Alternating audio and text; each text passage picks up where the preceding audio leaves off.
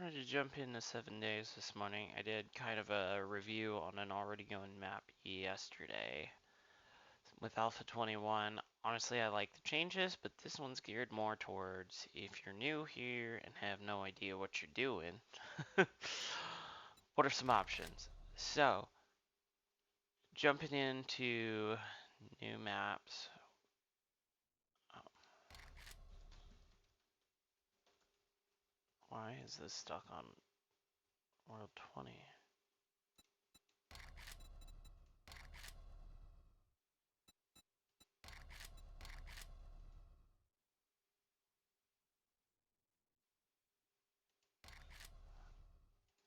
Oh, it might be the territory.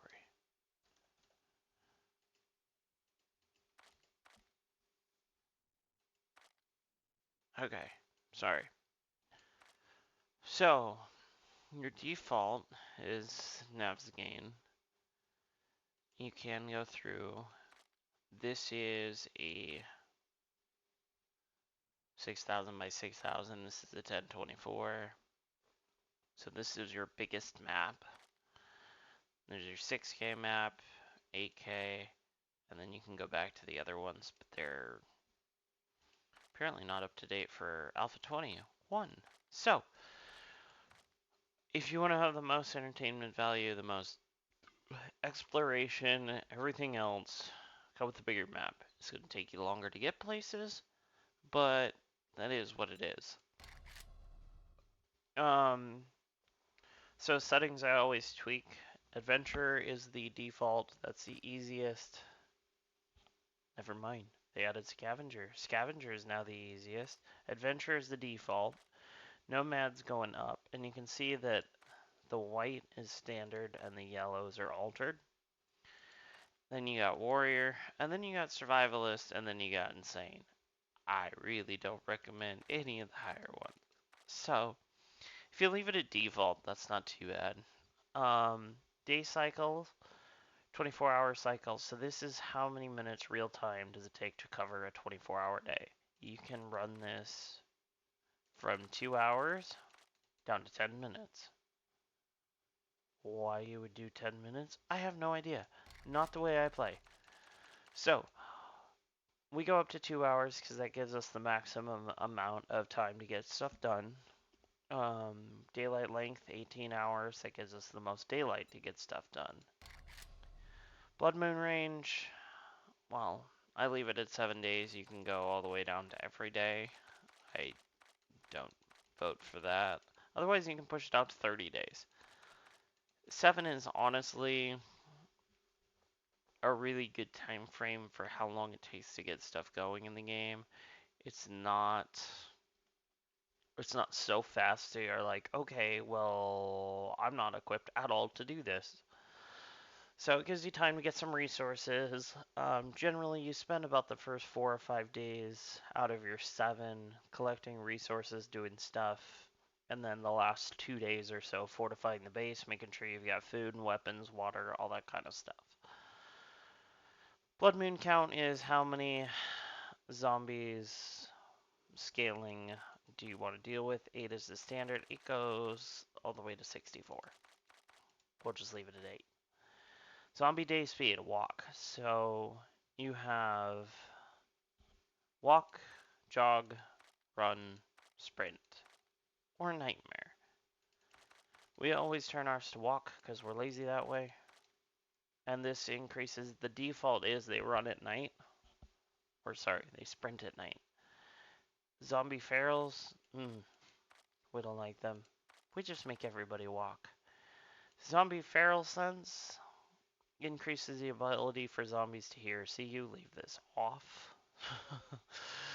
XP multiplier. So, a lot of games you would think that having higher XP gains would be useful. This is not one of those games. Yes, you'll get your perks quicker, but one of the 2 metrics of how difficult the game scaling is based off your account level or your character level, and then also off your gear. So if you jack your XP gain up to 300%, you will be way higher leveled, which will throw you into a harder difficulty naturally. but you won't have the resources and stuff. On the flip side, you can run this all the way down and spend way more time focusing on getting your world set up, doing other stuff, and then kick it back up, but you're going to lose out on your perks. I'd just leave it alone. I've tinkered with both, and honestly, I mean, occasionally I'll run up to 125 or something if we're trying to get somewhere a little bit quicker, but you don't want to just punch it to 300. Player block damage. So, for simplicity's sake, run this one all the way up. AI block damage all the way down. Blood moon damage all the way down.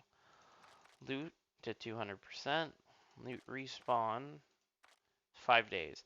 So if you're no longer in an area for 5 days, it will reset the loot for you. Drop on death. This is annoying. So the default is drop everything. When you die, your hotbar and all your equipment gets dropped in a backpack wherever you happen to die. You respawn at your bedroll, and you gotta go track down all your stuff. Problem is, inevitably all your good stuff was on the bar, so now you're short whatever you normally run, and yeah, it's a little tricky to get going. So, there's everything. There's drop only your hotbar. There's drop only your backpack. This one's, I mean, if you still want to add aspects to that, you can also all the way go for broke and delete all. So everything on your person when you die is gone permanently. Otherwise, you can go drop on death with it nothing. So, not gonna lie, this makes it really nice to go back to storage if you do happen to die, because inevitably you're permanently over encumbered. So now you don't drop anything, you are gonna take your death penalties and stuff, but you can show up back at your house with an inventory full of stuff, and poof, no longer over encumbered. Enemy spawning, obviously you're gonna want that on, because there's no point in playing a zombie survival game if there's no zombies. Airdrops. So I'm not as familiar with the background on this game as I probably could be to explain this, but basically a plane flies above your area and drops you supplies every day. Why the plane can't come and pick us up and get us off this island that we're stuck on, I don't know. But they fly by and they just airdrop a crate in, giant parachute. It'll have a it'll have a tracker mod on it so you can see where it's going, and then that'll give you some core supplies and stuff. Um, multiplayer. I don't deal with multiplayer, but I do just adjust all of this stuff up. Um,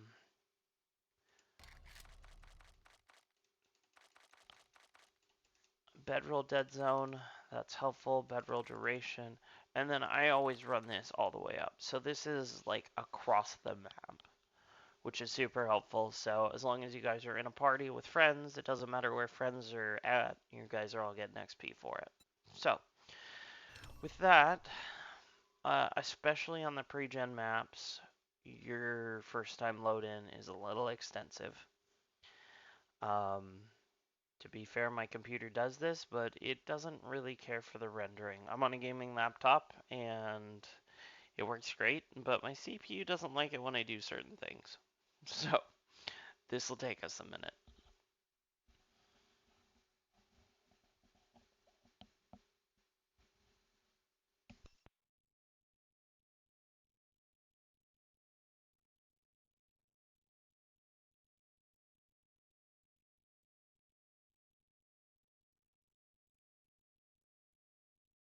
And they do have the little handy dandy hints that you can click your way through. So if we start at the beginning here, it won't roll over. Okay, going backward. I'm not super familiar with this because I'm barely familiar with Twitch. My audio might be cutting in and out. Sorry, my Twitch bar in my corner is not fully registering right now.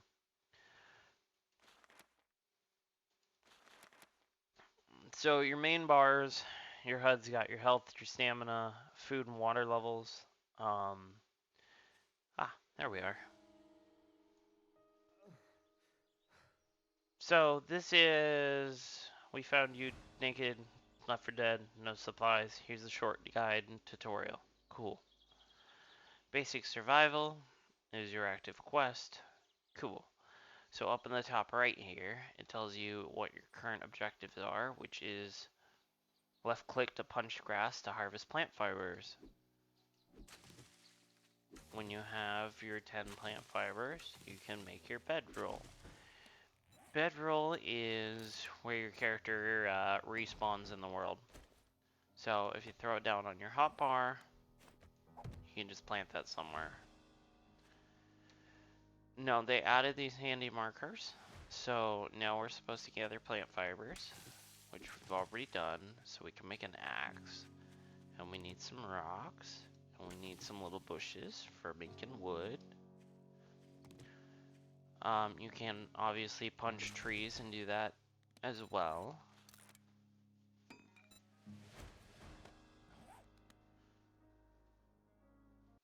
Lagging. Sorry. So this is your XP bar here. This is your food, your water, current stamina, current health.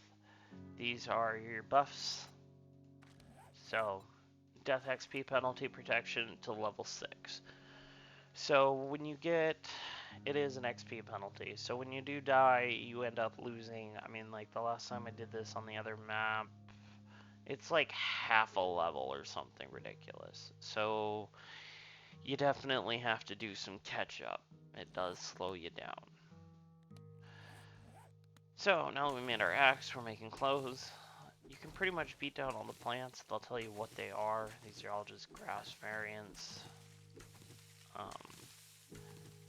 Gonna craft up a bunch of these because I know I'm gonna need them here. I've done this tutorial too many times. So, pants, and it's auto putting them up at the top of the bar.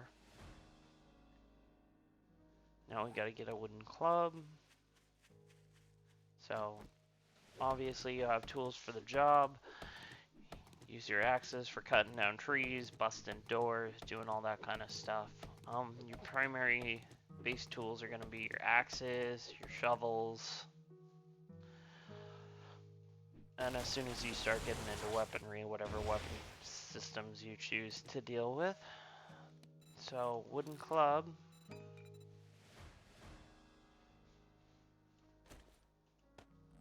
The clubs are nice. I'm not going to complain too much about them.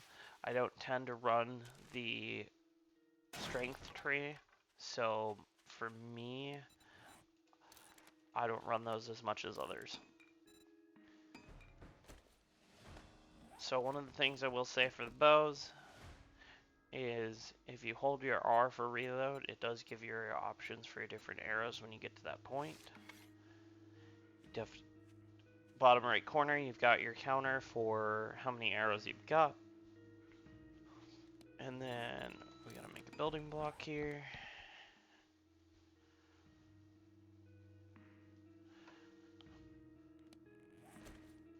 So you can craft a lot of stuff out of your inventory in your backpack. Other things do require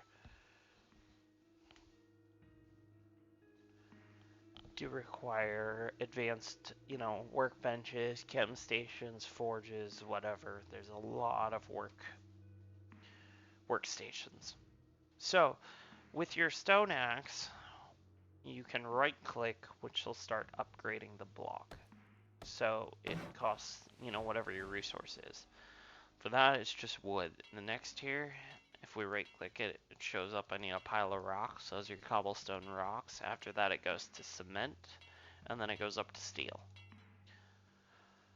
So, with that being said,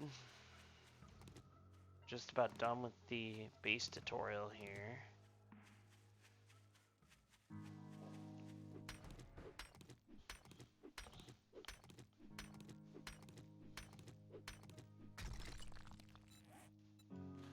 Campfire is your primary heat source for cooking everything, keeping you warm when you're freezing to death, all of that fun stuff.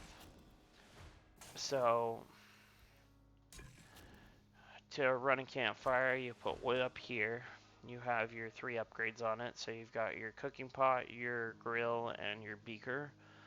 Um, you can craft these 2 once you unlock the forges. You cannot craft beakers. So this is where you do most of your cooking. This is obviously the food tab.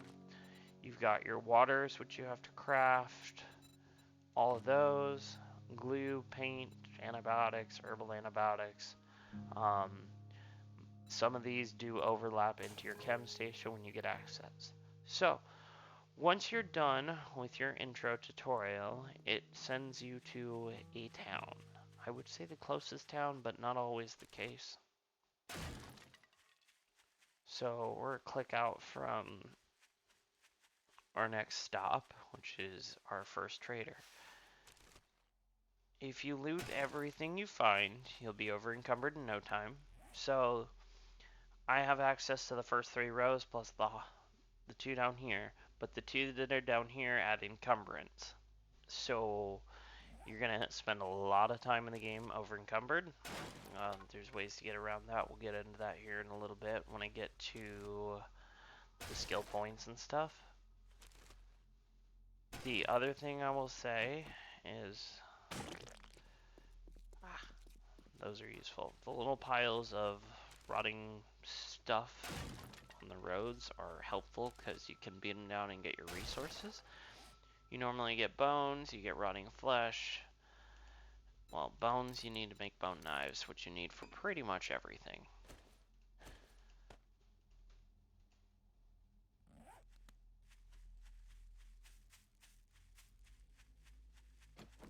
Got a zombie coming in over here. So left is standard melee, right mouse is your power attack. And congratulations, we got a concussion already. So obviously that's a negative effect. If we jump in here, we can click on it. You've suffered a concussion. All attributes are lowered by 1 point. Use painkillers to kill this. Your max health is also lowered by 25 points.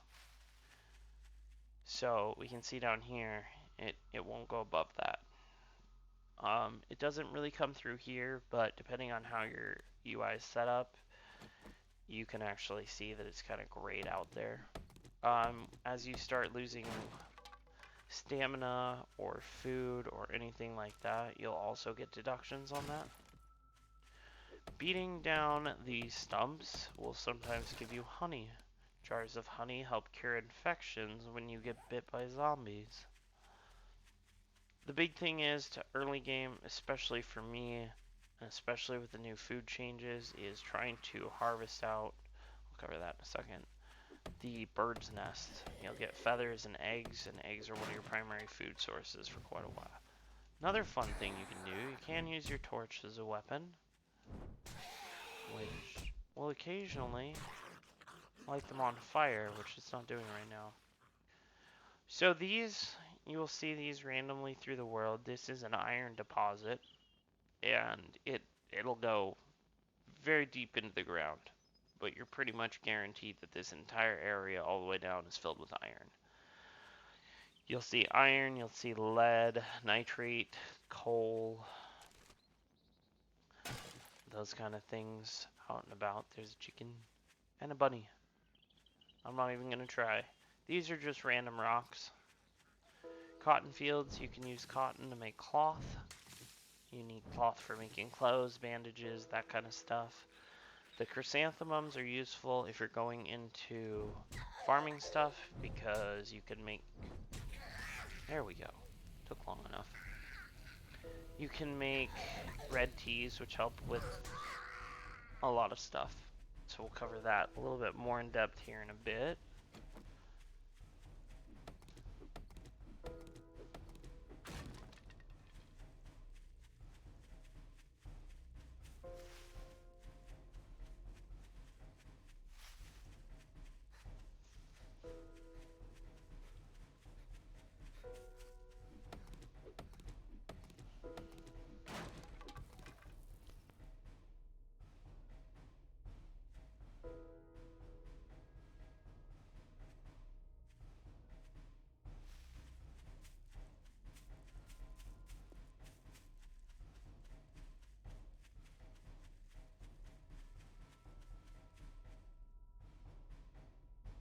1 second here.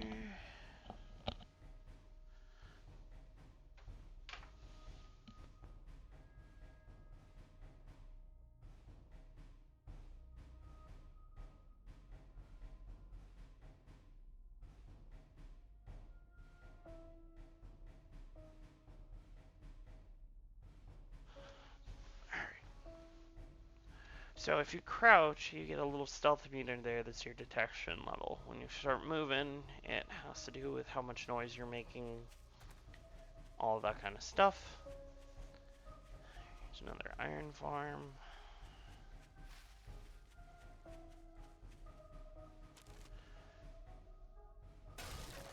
Now, some food will give you dysentery when you eat it. Eggs are not one of them, so early game, eggs are going to be your favorite food. To boil them and do all that kind of stuff, it requires water. Water in the start is a little bit trickier than it used to be. They just changed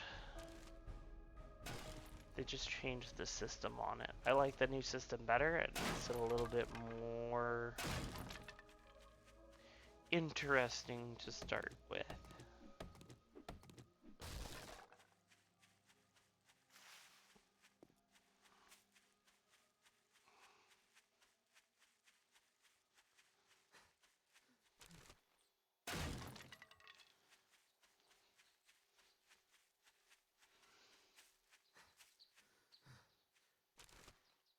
There's a lot of bird nests. The nice thing is one of the changes they made is the bird nests disappear.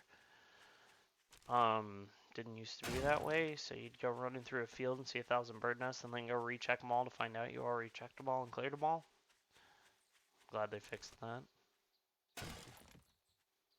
She's over there minding her own business. Chickens and stuff are great. Rabbits are great. Definitely gonna want that. So your animal list is you've got rabbits, chickens, snakes, boars, deer, wolves, mountain lions, bears. As far as your food sources. Now you have basically zombified dogs, which don't give you actual meat. You have vultures, which I don't believe give you meat. You have zombie bears, which if you see them, run away. Bears in general, if you see them, run away. Mountain lions are mostly in the snow zone, so you won't have to deal with those as much to start. So, one of the things with the trader compound, that annoying dinging sound in the background, you cannot break the trader's stuff. You can loot the compound, but you can't actually break anything. So, by all means, go through and find everything you can, because you can either sell it to her, or him, in this case. I thought you might be one of the dead. And then it'll also give you the list, so you can itemize the traders by the different things in all their tabs, otherwise you can just scroll through. Early game, a water filter, as soon as you can get one, is useful. They do give them as quest rewards, so I'm not going to go through all of that. But you can do jobs for them, and as you do more jobs, these get higher and higher tiers and unlock better and better rewards. Our main objective was just to get here. So with that being said, now you're out of the tutorial and you're into the live game.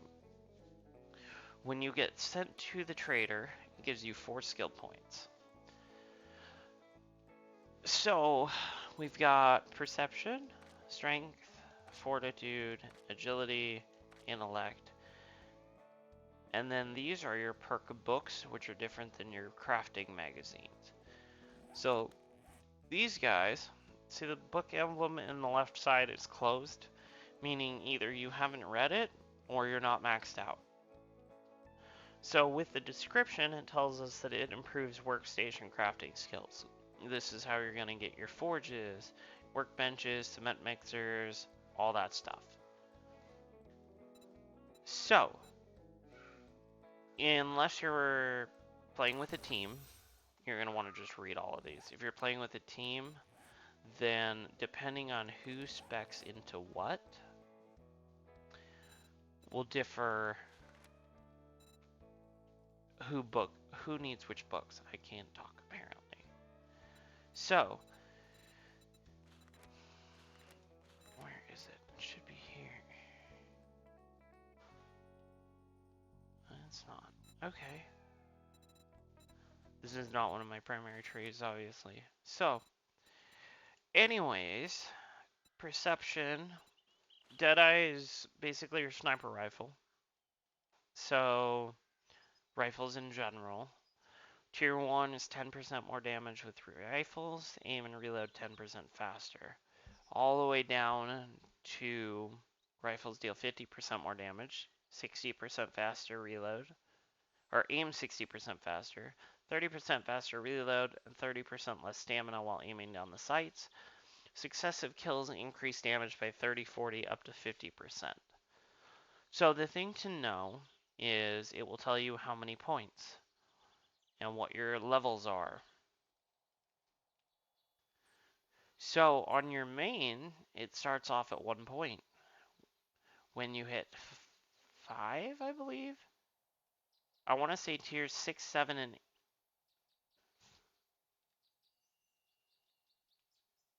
I'd have to cross check. I think it's changed. As you get up a couple of tiers, it goes from 1 point to 2 points and then up to 3 points. So something to be aware of, it doesn't take 10 points to cap out a tree. I want to say the top two,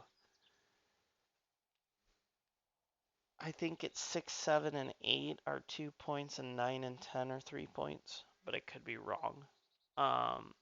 It's been a little while since I've been on here and they keep changing things. So, just know that some of the time, in my opinion, as much fun as it is to get all these perks, all of these are only going to run you 1 point. These will not. You make more points quicker early game.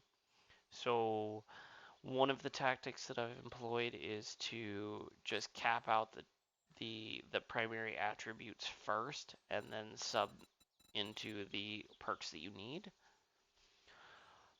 But don't overdo perks. Like, if you don't have any intentions of hitting top tier in something, most of these, for instance, this one, I mean, level 7 is a pretty common one without going all the way to 10. So there's definitely some considerations. My primary trees for the way I choose to play is agility and fortitude. But we're going to start with perception. So back to Deadeye. We kind of covered that. Demolition expert. You can craft demolitions all the way through rocket launchers. I don't deal in demo. It's not my primary thing. Spears, good solid melee option. A little bit longer range. For that, you start with 10% damage. Power attacks, 20% chance to slow enemies. Stamina costs are reduced by 8 and 15% for power attacks. This is the primary thing. Find more spears and parts and loot. So when you start speccing into your trees, you get increased probability of finding the corresponding stuff. So for Spearmaster, you get a higher chance of finding spears and parts. Infiltrator is, there's a lot of traps in certain things, so this gives you a little bit more time to get away from landmines or time to deactivate landmines. Animal Tracker is tier 1. If you crouch after about 10 seconds, you can detect animals within 100 meters. So tier 1 is little animals, rabbits, snakes, chickens. Tier 2 is wolves and coyotes, and deer, and pigs. And then tier 3 is your mountain lions and your bears. Obviously, higher risk, higher reward on those. bears have a lot more meat on it than, a chicken. Penetrator is getting into AP. So ignore 10% of armor with firearms and archery, and 20% on anything with target armor reduction. All the way up to ignore 20% of armor, 50% on anything with armor reduction, and armor-piercing rounds can penetrate 3 additional targets or a block of up to 1,000 hit points when using designated rifles. Scavenging perks, these are helpful if you're going to go into perception. If not, don't burn points into trees you're not going into unless you have to. There are a couple of exceptions. So this allows you to loot faster and get better stuff. So tier 1 is 5% to the loot bonus for you and 10% faster on looting. Tier 5 is 25% to the loot bonus and looting's 80% faster. Depending on what you're looting, it does take a minute. Treasure hunters, you will get buried treasure maps. Basically gives you a landmark in the middle of nowhere and you gotta go dig a hole until you find what you're looking for. So this one, for every 7 blocks dug up, the treasure search radius is reduced by a meter. There is a default, I couldn't tell you what it is off the top of my head, but as you dig out X amount of blocks, the ring on the ground that says your objective is within this area starts shrinking. So that's helpful for where in the world is this thing anyways? Top tier, every 3 blocks dug up, the search radius is reduced by a meter, and find 30% more items in buried treasure. Salvage operations is going to be for wrenches and things. So salvage tools deal 10% more damage, harvest 20% faster, and gain 20% more resources with a wrench, ratchet, or impact driver. Extremely helpful. Wrenches are a core component because you use them to get everything. Top tier salvage tools deal 50% more damage, harvest 100% faster, and gain 100% more resources. Super helpful. I can honestly say I think I've only ever done that once. So, strength is one of the cores for a lot of people because, well, this is shotguns. Everybody likes shotguns. This is your clubs, sledgehammers, and then they added, and I kind of skipped over in this one, they added a weapon attack speed upgrade per tree. So this is the one for spears. It starts at 10% and goes to 25% attack faster. So this is for clubs and sledgehammers, goes from 10 to 25%. Heavy armor. So this is, they do have heavy armor penalties. Your stamina regens and everything else are messed up because you're carrying a lot of extra weight. So, reduce heavy armor movement. You move slower because you're carrying weight, and you burn stamina quicker because you're carrying more weight by 5%. Improve durability by 50%. Helpful if you plan on getting hit a bunch. Now a walking tank, tier 4. Reduce heavy armor movement and stamina penalty by 25%. Improve durability by 200. I have done the strength brawler, and it's kind of fun, but I have a hard time getting over the heavy armor penalties for the way I choose to play. Pack Mule. Carry 3 more items without being encumbered. Carry an additional 3 items. Carry 4 additional items.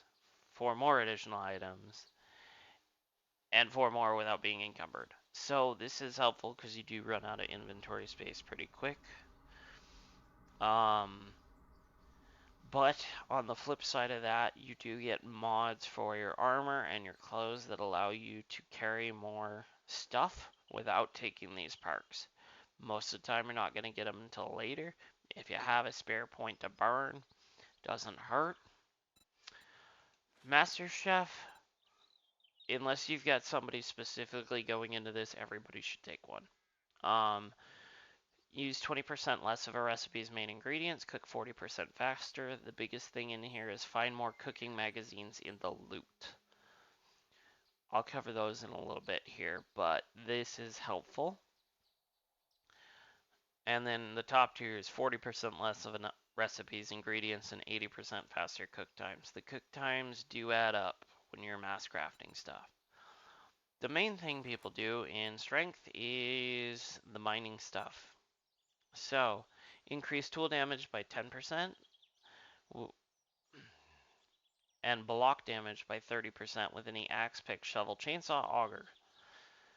Stamina costs are reduced by 8% and 15% for power attacks. Get more tools and parts in the loot. All the way up to Miner 69er. Increase damage by 50% and block damage by 150%. You end up chewing through stuff real quick. Couple that with the mother load. Harvest 20% more from ore, stone, terrain blocks, and trees with any of your designated tools, all the way up to harvest 100% more. So it's always good if you're doing a party to have one person spec'd into mining, because if you got one person spec'd into mining, one person spec'd into looting, and then we'll jump into fortitude. Fortitude's kind of the farmer harvester. So, jumping into fortitude.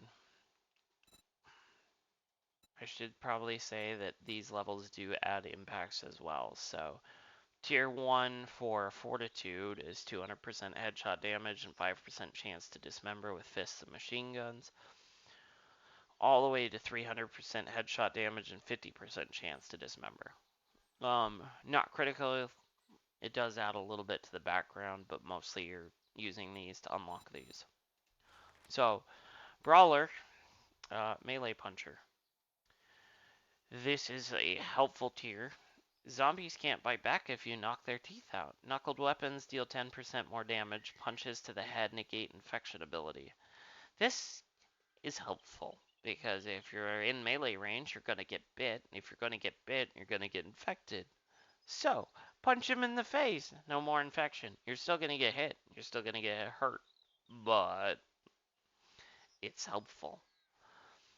So, up to the top tier, knuckle weapons deal 50% more damage and have a higher chance to explode heads with punches. Killing blows grant 30 stamina. So every time you get a kill, you get 30 stamina, which when you reduce your stamina costs already from other things and you're attacking crazy fast, you're basically self-sufficient on your stamina.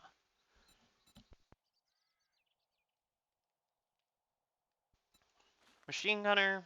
So this is assault rifles. Machine guns deal 10% more damage, 5% faster fire rate, 10% faster reload. You find more machine guns, parts, and ammo in your loot. Up to they deal 50% more damage, 25% faster fire rate, reload 30% faster.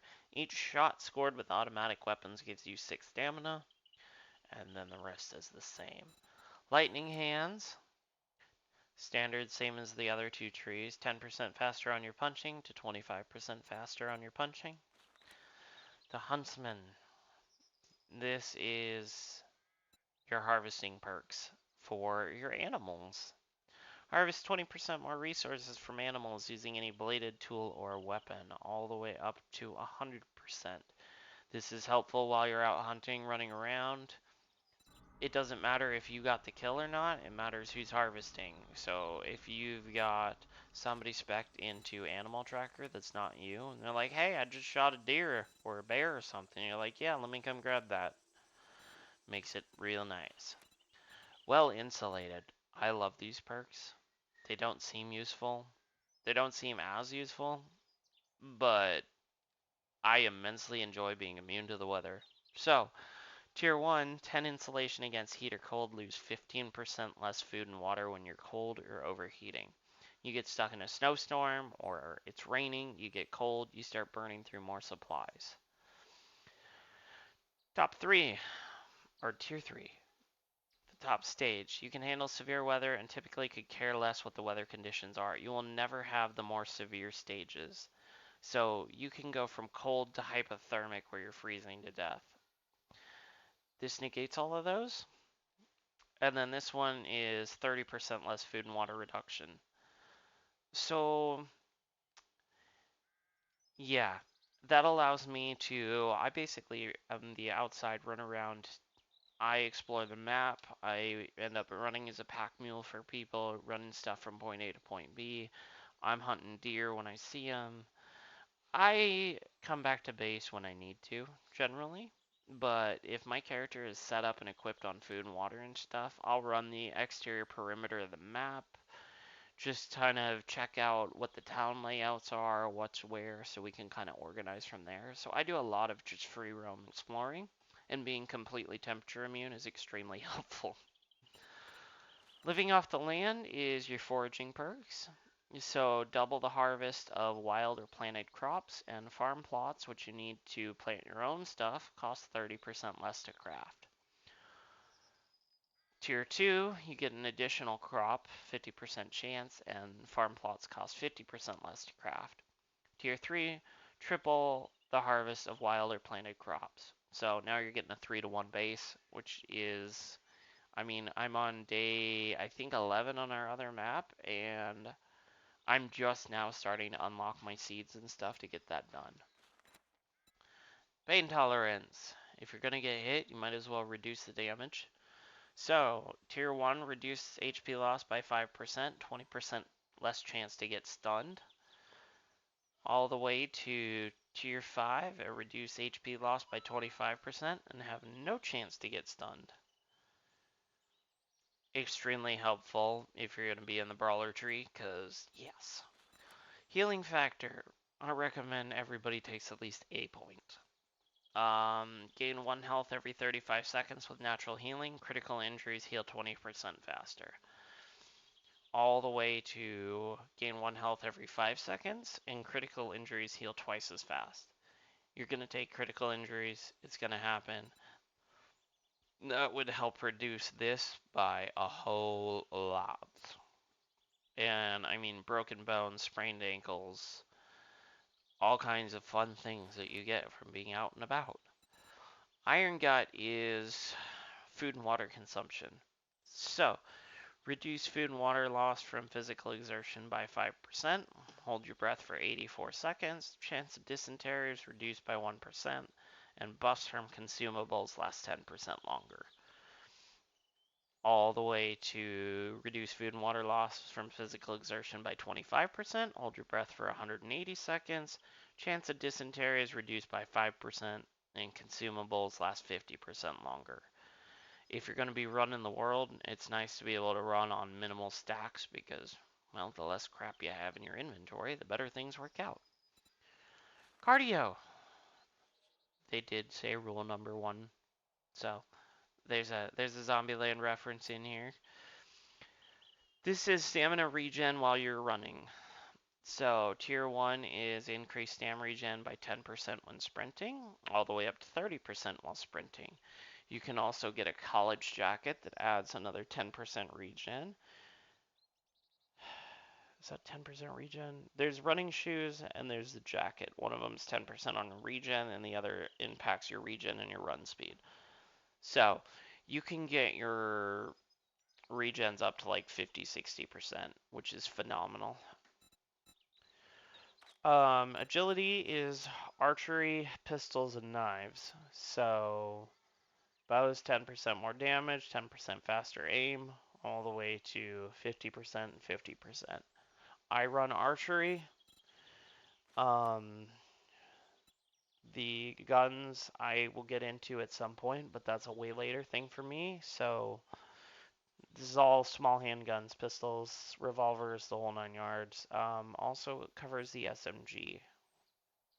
So handguns deal 10% more damage, 5% faster fire rate, 10% faster reload, all the way to 25. Handguns deal 50% more damage, 25% faster fire rate, 30 faster reload. Crit damage. 3 successive hits in a short time can cause the last shot to do 100% extra damage. Good times. Knives. Bladed weapons do inflict bleed. So tier 1, inflict up to 3 bleeding wounds on an enemy, and power attack inflicts 2 per. Every attack refreshes the duration on the bleed. Enemies run 10% slower while bleeding, and then stamina and reduction all the way to bladed weapons deal 50% more damage, inflict 7 bleeding wounds. Power attack inflicts 5 of those. Glancing blows cause 1 bleeding wound. Enemies run 20% slower while bleeding. Killing blows grant 30% stamina. And then whirlwind is my 10%, 25% attack speed on my knives. Running gun, I don't deal in. Hipfire accuracy is improved by 10%, and movement penalty while reloading is reduced by 30%. Reloading does massively slow your movement speed. So top tier here is 25% hip accuracy, and then no movement penalty while reloading. Useful, I just don't use it. Light armor, I do spec light armor because I run kind of a stealth hybrid, so I am definitely in light armor. I take the padded armor because it's got no movement penalties and no stamina penalties. So tier 1 reduces your movement penalty by 15%, your stamina penalty by 10, improved durability by 50%. Top tier is movement penalty by 75%, stamina penalty by 50, and durability 200. It's really nice not to have to repair your stuff all the time, but this also increases the probability of finding your magazines, which we'll get into, for the armor upgrades. Parkour. I love this perk. So, increases safe fall distance by 1 meter and reduces the stamina cost of jumping by 10%. Tier 2, reduce stamina cost of jumping by 20, increase safe fall distance by 2 meters, and you can now jump 1 meter higher. Tier 3, reduce stamina cost of jumping by 30%, increase safe fall distance by 4 meters, and never get a broken leg from falling. This sucks when you're scaling a cliff and you slip up or don't realize there's a cliff there. Well, now you're fine. Reduce stamina cost of jumping by 40%, increase safe fall distance by 5 meters, can jump 2 meters higher and never get a sprained or broken leg. When you take this perk, you can literally like jump over fences to get in and out of things and do all kinds of fun stuff. And when you couple it with cardio, you can run and jump pretty much indefinitely. This is one of my go-tos just because it amuses me. Hidden Strike is your sneak attacks. Sneak attacks deal an extra 50% damage, all the way to sneak attacks deal 250% extra damage. This works on zombies while they're sleeping, this works on deer, this works on anything that you can attack. From the Shadows is your stealth perk. So hide in the shadows 13% more effectively, noises from actions are muffled 10%, and sneak movement is 10% faster. Because you're crouched, you move slower. Enemies will search for you for up to 50 seconds if you trigger them. Top tier, hide in the shadows 65% more effectively. Noises and actions are muffled by 50%, sneak movements 50% faster, enemies will search for you up to 20 seconds. Intellect is your primary crafting tree, even with the changes. So they get batons, stun batons, robotic turrets, stuff like that. So electrocutioner is for your batons. All batons deal 10% more damage. Stun batons electrify victims 20% longer. That's just fun. Find more batons and parts and loot. Top tier, batons deal 50% more damage. They stun 100% longer, and killing blows grant 30 stamina. Most of the attack ones are kind of the same. So, tier 1 for robotics. Robotics weapons deal 10% more damage, 30% faster fire rate, reload an extra 10 rounds, and robot active range is increased from 10 to 14 meters. You can deploy multiple robots, but only the closest will be active. All the way to reload robotic weapons 20% faster, reload an extra 50 rounds, robotic range is 18 meters, and you can have 2 robots running at once. Helpful. This is the same one, 10 and 25. Better barter is for the traders. So get 5% better deal when buying and selling merchandise with the traders to 25% better deal buying and selling with the traders. When you get going, you're going to have a lot of stuff that you don't need. It doesn't ever hurt to have if you're going to go into intellect. Get better rewards for doing quests.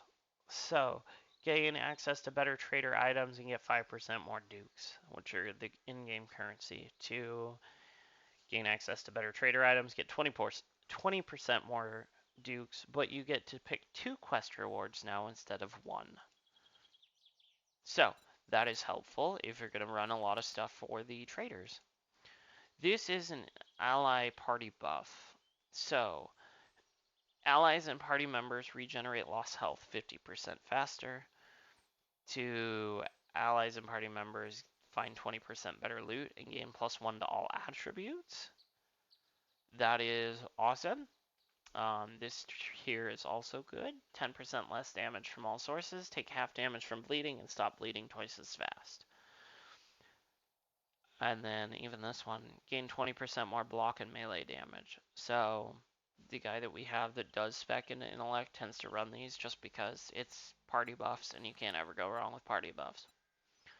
Physician.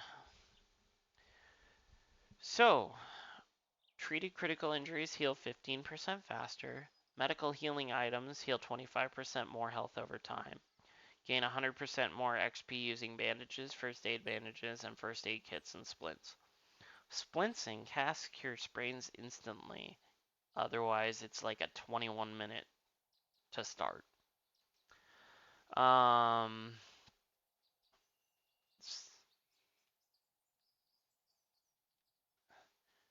This is just a fun one. Each blow landed with a stun baton has a 10% chance for instant death. Okay, well that's fun. This is kind of the top tier for the actual medical one. So critical injuries heal 50% faster. Medical healing items heal 100% more health over time. Gain 500% more XP using bandages, etc. Advanced engineering. Gain 15 XP from electrical trap kills. Craft items 20% faster at the forge. Craft glue cheaper. These are all good perks to have. All the way up to 75% XP from electrical kills. Forge recipes cost 20% less. Crafting forged steel and electrical devices cost 35% less. Grease Monkey. You can build bicycles, mini bikes, motorcycles, a Jeep, and you can get a gyrocopter. Those are all later games. Lockpicking, pretty self-explanatory.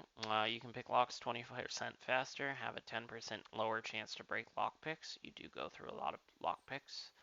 Up to 60% faster and have a 30% lower chance to break lockpicks. So, there's a rundown on the perks. I am going to jump off for a minute, and then I'll come back and cover the perk books and the crafting skills here in a little while. And from there, I'll get into actual gameplay. So, with that being said, I'm going to drop off, and I will talk to you guys here in a while. Thanks.